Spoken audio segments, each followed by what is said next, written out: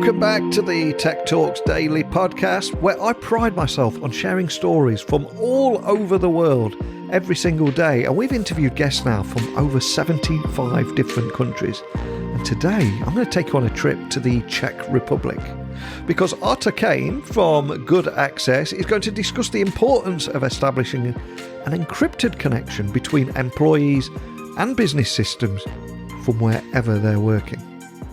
And I also want to explore how zero trust access can provide a more secure alternative to corporate VPN for remote working security, and how companies can move from VPN to zero trust access. And he's also regarded as a passionate speaker on protecting remote workers and company data in a digital world at industry events. It's an incredible privilege and honour to have him join me today. So buckle up and hold on tight, because I'm going to beam your ears all the way to the Czech Republic, where you can join us both in conversation now. So, massive warm welcome to the show. Can you tell the listeners a little about who you are and what you do? Sure thing. Thank you, Neil, for having me today. So my name is Artur Kane. I'm a CMO at Good Access, a cybersecurity enthusiast. And I invest my time that I've gained on my technical and commercial positions over the years in creating a community of enthusiasts in cybersecurity. And I'd love to take you back in time. I mean, can you remember where your passion originally came from, and ultimately share your origin story about what put you on this path that you're on today?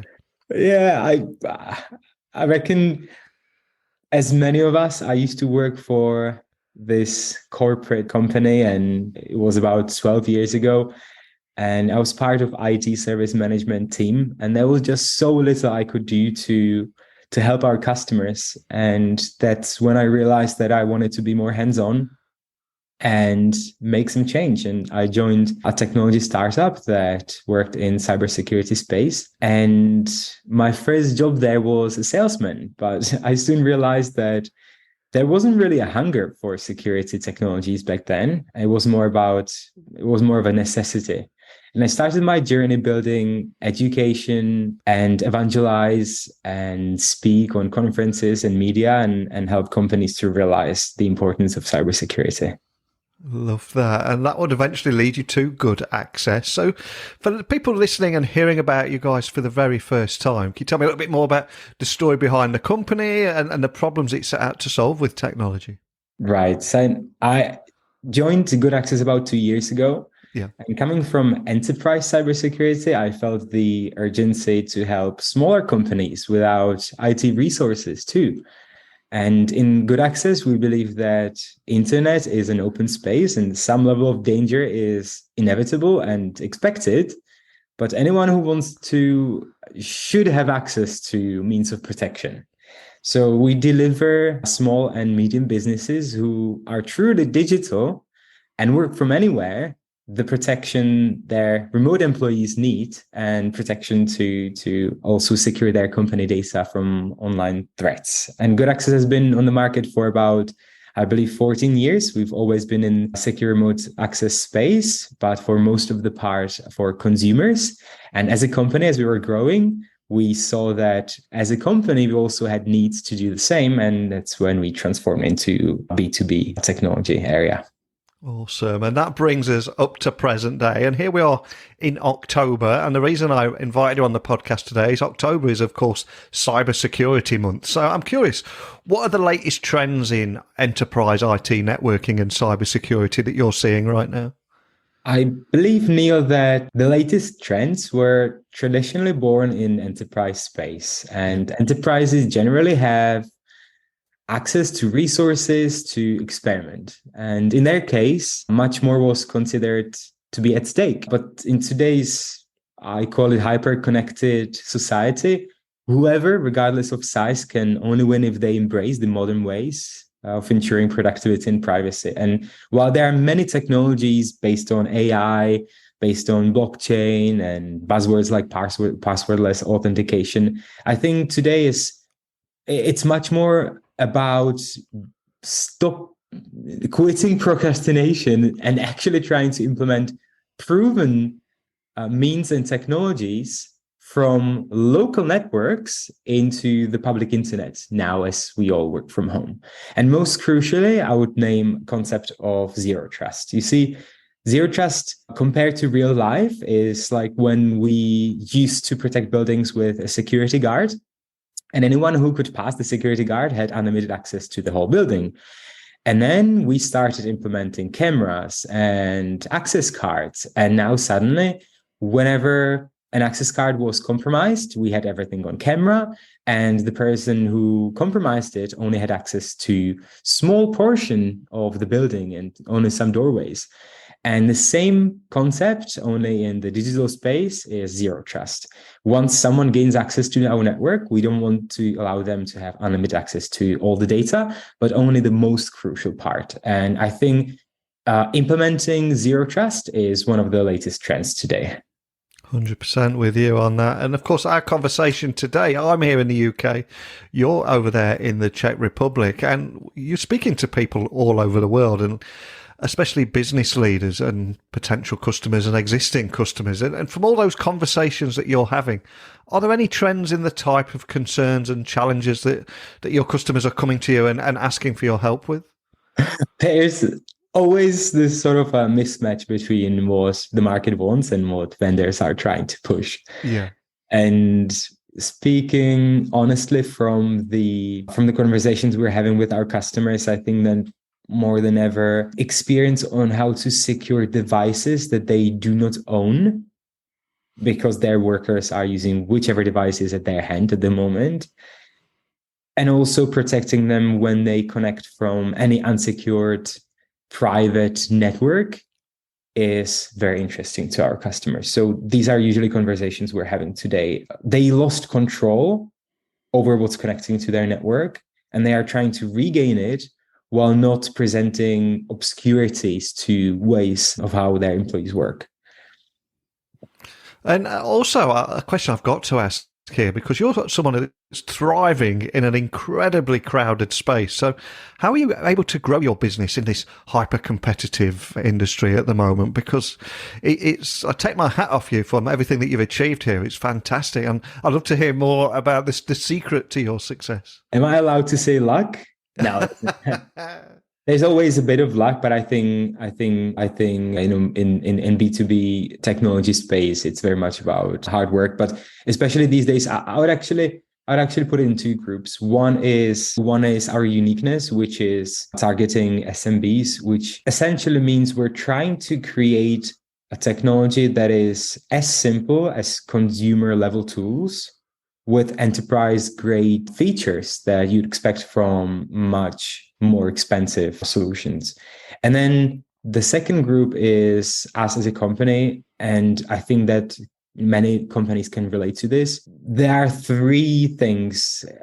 It all comes down to preparedness to embrace everything digital, flexibility in making quick decisions, and also sort of resourcefulness in finding new business models. Like now, metaverse is recreating the ways we, for instance, e-commerce or gaming companies think about how they do their business, and blockchain and other technologies. And I think once you can put these three things together, preparedness, flexibility, and resourcefulness, I think that's a recipe for success. Oh, brilliant. And of course, businesses all around the world are now embracing not just remote working, but hybrid working. And there's a lot of nations in the world that are inviting people to go and work over there and creating things called digital nomad visas, etc. So can you tell me more about the security challenges around this new world and how they can better manage anywhere, anytime, secure remote access? Because it's almost an expectation now that we can work anywhere on any device, but that comes with responsibilities, right? That does come with responsibility. Do not click on that link. No, it's a good suggestion, but it doesn't always work this way. And it's not that simple. But I recommend everyone looking for ways to be more private and secure to look for simplified, cloud-delivered technologies that you can deploy at no time, ideally, that do not require changes to your infrastructure, that do not require hiring of new IT people and skills that you haven't had in your company before. And that is all due to the way how when people look ahead into the sheer size of projects that are ahead of them, they do a lot to avoid it and kind of procrastinate. So take it step by step, look for simple solutions, and try to think about users, how they're going to react to what you're deploying. Is it going to affect their productivity? And I think there are always two sides of the coin. How is it going to help me as an IT expert? And how is it going to help or not help users who will be using it on a daily basis at the end of the day? And your customers are going to see you as the solutions guy that's going to make everything go away or increase their protection. But I've got to ask you, what keeps you awake at night? What kind of problems bother you? And also, how do you keep things like your curiosity and open-mindedness alive? Because they're traits that are required to help you find those solutions of tomorrow. So what keeps you up at night, and how do you keep your curiosity and open-mindedness alive? My journey started, as I told you, in education and cybersecurity space. And I would say what keeps me up at night is how education failed. Yeah. And 10 years ago, who invested in security, invested heavily in policies and training and education. And I helped different companies in the process as an external consultant. And I think what always opened their eyes was when I told them, have you asked your customer? Have you actually spent some time on a call with them and asked them what their needs were? Yeah. That's one stream for ideas. And I think the curiosity should come from having times and moments when you don't consume and you're just with yourself and try to produce something new. And for me, that means not grabbing my phone as the first thing in the morning when I wake up. And it means using all the filters I can to filter out those news that I think would only give me negative feelings and ideas. And I like to stay open-minded. 100%. And what's next for Good Access? Where do you go from here? Is there anything you can share about your focus for the immediate future? We actually already started working on this future, and based on our vision of trying to help anyone who wants to have access to security to be able to access it and deploy it. What's most important project for us is a free version of Good Access. So today we offer a forever free remote access solution for businesses for up to 100 users. And we take it as our responsibility to give back to the community. And we're trying to get as many people in there as we can and get their feedback. What do you want? What do you want to implement? What do you want to change? Is it helpful? And really just create the community, help companies, and give back to the community what they gave to us.